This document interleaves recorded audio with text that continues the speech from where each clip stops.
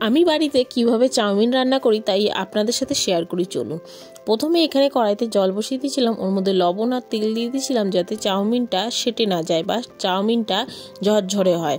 তারপর এখানে আমি গাজর, ক্যাপসিকাম, পেঁয়াজ, লঙ্কা আর একটা ডিম নিয়েছিলাম আর কাঁচা বাদাম নিয়ে এসেছিলাম।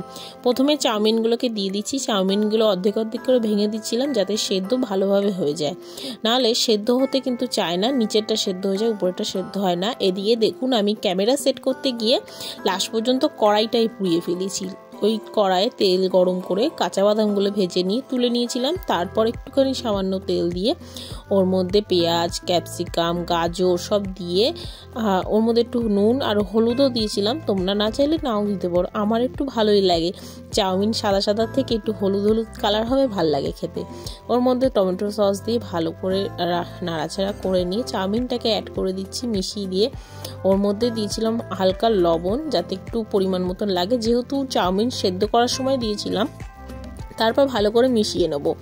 আর প্রথমত জানেন তো, এই যে ভিডিওটা করেছিলাম না, এই ভিডিওটা আমার ট্রাইপড কেনার আগের ভিডিও ছিল। তোমরা তো জানোই এখন ট্রাইপড দিয়ে এখন ভিডিও করছি, প্রায় ঠিকঠাক ভালোই হচ্ছে, খুব একটা যে আমার কাছে খারাপ লাগছে না।